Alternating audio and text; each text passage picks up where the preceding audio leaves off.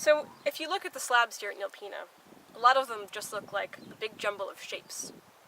And it can be really hard to tell what those shapes are, and if any of those shapes are actually organisms.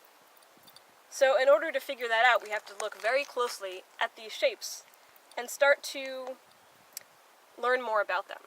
So one of the things we can do is we can put them into categories.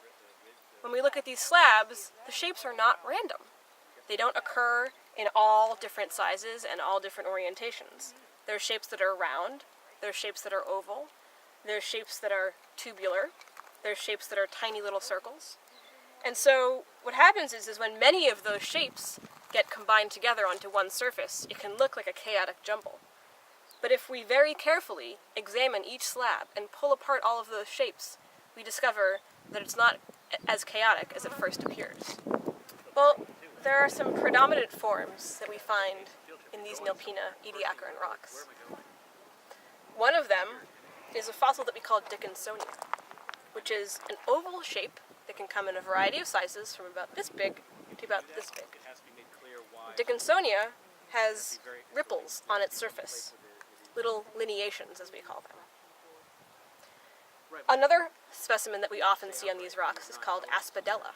Aspidella is a disc with smaller discs inside it, concentric rings. Shapes like this are very hard, in fact impossible to explain as being phenomena that were created by anything but life. What kind of life created them, we're still not sure about. One of the challenging things here is to actually decide if all of these patterns that we see in these rocks were once alive. And so there's a number of different ways that paleontologists look at shapes and patterns in rocks to determine if they're actually fossils or if they're structures that were created by other processes. One of the criteria that we use are abundance. We don't just see one aspidella fossil, we see many of them. We see them in different sizes, but those sizes are within a range. And we see them on multiple beds, not just in one spot.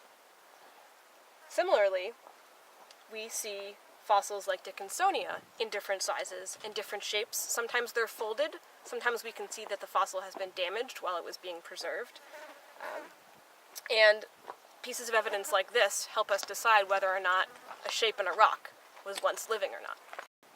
Other things that can make patterns and shapes in rocks that aren't biology are pieces of stone and debris that are pushed along by, say, a large storm that can scrape into the sediment below and leave divots.